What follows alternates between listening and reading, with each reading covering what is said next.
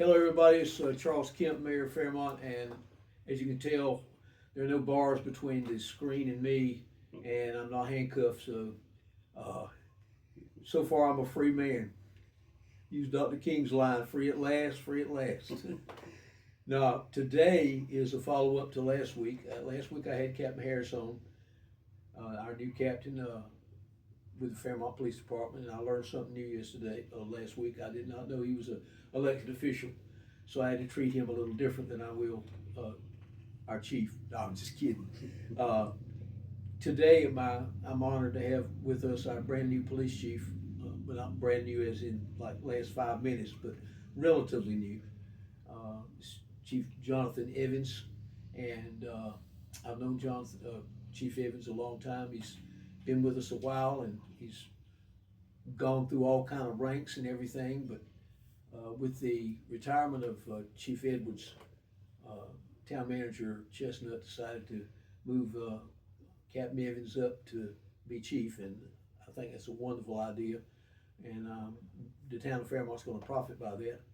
Chief, thank you so much for being my guest today. And let's start out by telling the viewers a little bit about yourself, your background, and where you come from.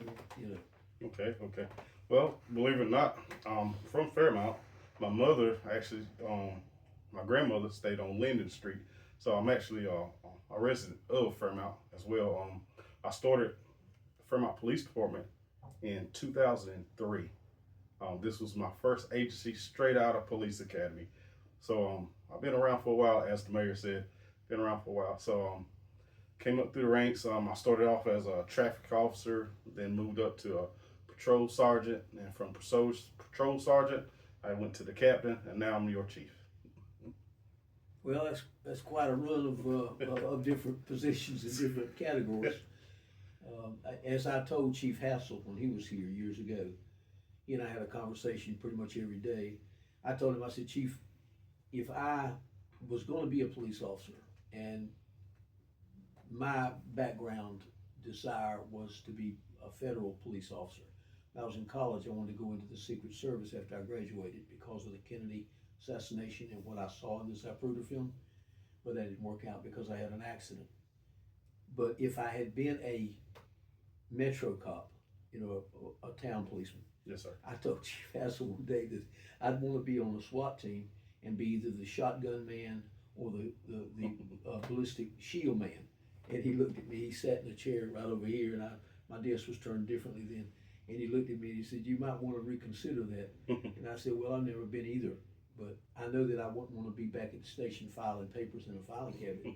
I'd want to be out there involved." And I'm sure that's what you've seen a lot of in the last 23 years of your government or your police services, a lot of involvement, a lot of activity. Yes, sir. Um, how do you see policing has changed over the years since you've been a police officer?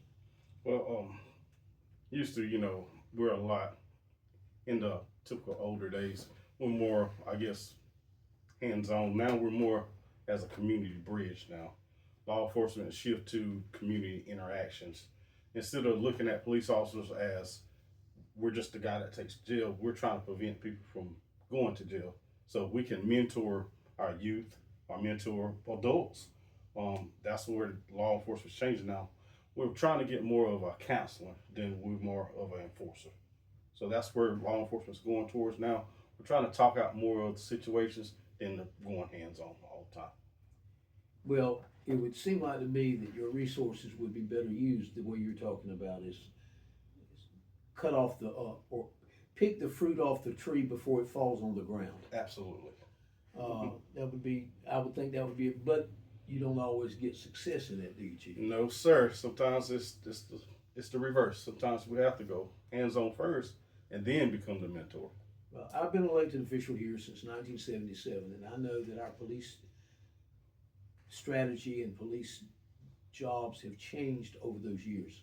I know that we didn't have the crime at one time in certain neighborhoods in our community that we do now. And I do believe, you may have a different opinion, but I do believe, and showed this CBS video in my U.S. history class, my government class in 1982. CBS made it. It's called 48 Hours on Crack Street. You might remember that video. I showed it to my government class. First time it had ever been shown in the school. And I said, what you just saw when we got through and we had the discussion, what you just saw was the beginning of the decline of our society. Because if you did not see what kind of drug that was and what it was capable of doing, then you were not paying attention. And I do believe that we've had a kind of a descending society since 1980, mid 80s, with certain kinds of drugs. Yes, sir. Not that drugs didn't exist before. Yes, sir. And I know that that's some of the end results of the actions that you see are caused by the drug use of drugs. Absolutely. Like I said, we're trying to become more of a community bridge than anything. So there's a lot of programs that we can advise people, especially when it comes to your drug usage or drug abuse cases. Right now, we're trying to get the sheriff's department, or the sheriff's department has a great program called Leads, where they come in and help your users who wants to be helped find jobs and kind of like break the habit. Well, so we're partnership with them, and we send a lot their way. Do you have do you have a lot of interaction with the state and the federal level? I know last week you and I had a meeting, and then you said you had a meeting with a federal agency. Do you have a lot of interaction as a local police agency with state and federal? Yes, sir, we do. And well, I got a surprise coming pretty soon. We should have our own federal agent based at Fairmont coming pretty soon. Really? Yes, sir. So that is coming pretty soon. Wow.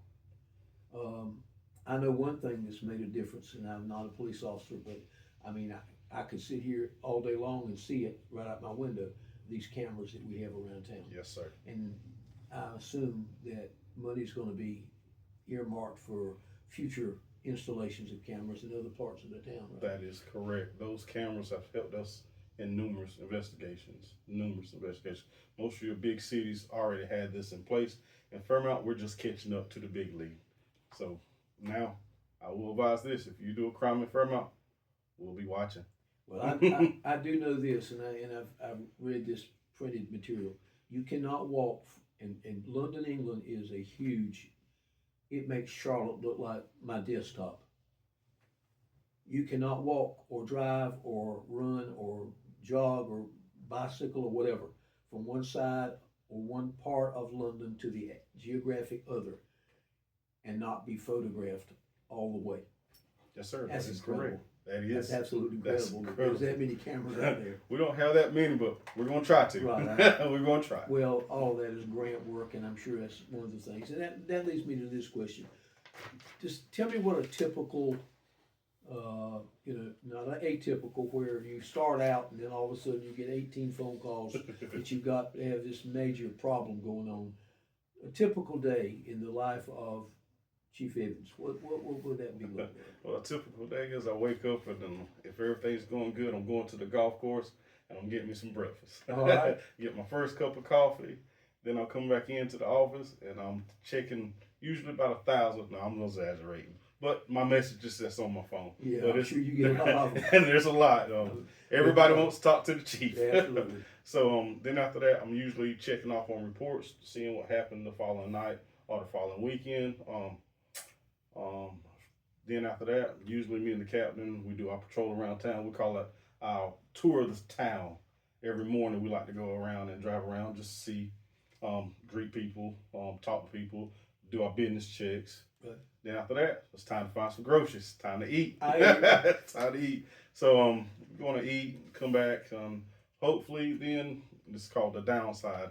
After 1 o'clock, we're typically in the office still assisting citizens. Until 5 o'clock, and that's when I get off. So that's typically my day in a nutshell. If nothing catastrophic yeah, happens. right, catastrophic. Like a hurricane come through in the middle of the downtown. Yeah, right, I got you. Well, my fondest wish is that we don't have the crime that some of our larger cities do that are near us. And I don't know how to prevent that. What's the best way to prevent wholesale, mind numbing, people don't want to come out in the streets crime in a small town?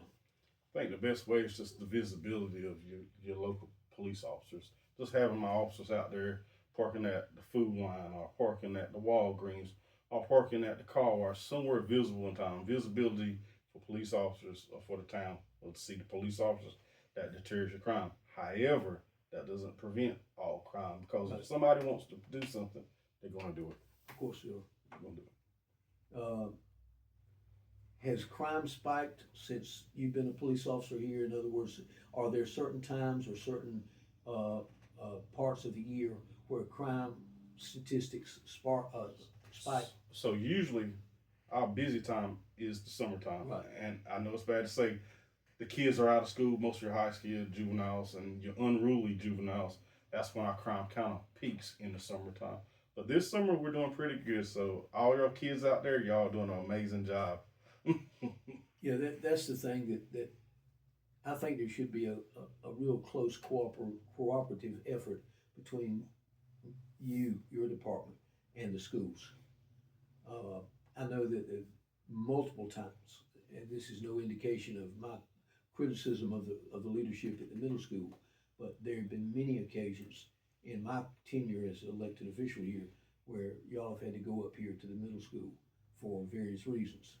And that itself, the age of those children itself lends to misbehavior. High school students misbehave, but probably on a different level than 12, 13, 14-year-old Correct. kids. Correct. Um, but I agree with you, Chief. I do believe if we can reach young people before they get into a crime scenario, a crime routine, that we can probably cut off a lot of that. Absolutely. And also jobs. If we can provide people jobs, it is a commonly known fact that those people who are unemployed and have no money are the ones that are going to do the crime, especially robberies and break-ins and theft, because they're trying to either support a drug habit or get money so they can endure. Absolutely. Uh, one of the most appalling things I think I've ever heard was a conversation with a young man that came to be in my class at Fairmont High School from Los Angeles. I was in class one morning in my civics class, ELP class, like was civics, and then they decided to juice it up with a different name. And our doors were wooden, like my door is here, but it had a glass square in the top. And I noticed it was a face in the door, and it was the guidance counselor. So I go to the door in the middle of my class, open the door, and there's a young man standing with her. You have a new student, and his name is Bernard, blah, blah, blah. And I noticed when he walked past me into the room, he had a folded, and when I mean folded, I mean it was pressed. An iron did that, tucked into his back pocket, red bandana. Mm-hmm. Not a blue one, a red one. I noticed that. She said Los Angeles, I saw the bandana. 2 weeks into his tenure in my class, there was a break in our class for some reason. I don't know, maybe I let him do some book work or individual group work, and he and I were alone to talk. Not alone in the class, but we had a chance. And I asked him, I said, how you like it here? And he said, fine. He didn't seem to be very wordy. And I said, what the gang's like in Los Angeles? And he said, I was in one. He didn't wait, he didn't volunteer it, I was in one. He's a 14-year-old kid now. I had his sheet, so I knew Right. how old he was. And I said, let me ask you a question. Can you walk just anywhere you want in Los Angeles? He said, no. If I were to walk into a Crip neighborhood, I would be challenged immediately, instantly, by large groups of people, and probably wouldn't be able to make it to my destination. I said, I assume it's the same way on the whole. Said, yeah, Crips don't come in our neighborhoods. What really hurt me was the conversation that he and I had at the end before he left, because they got him one day and told him he was going back. He wasn't going to be living with his grandmother anymore. He had to go back to Los Angeles. I think he was there for like 6 or 7 weeks. said, you've seen a lot of violence. He said, I've been involved. Never blinked an eye, Chief. I've been involved in violence. Right. I said, really? He said, I won't tell you to the extent of it because you might turn me in. I've been involved. It was 14 years old. Right.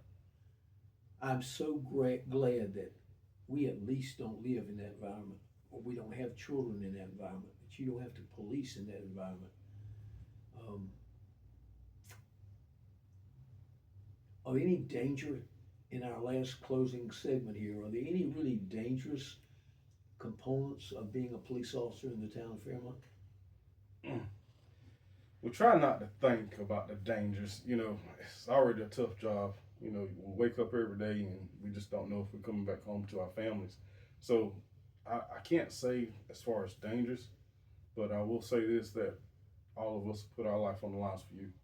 All of us put our lives on the line for everybody in Fairmont. So I will have to say, to me personally, I just don't look at it as the danger. I just look at it as a civil job. It's my job. I've been a government official here 46 and a half years. I don't think we've ever had a police officer killed in the line.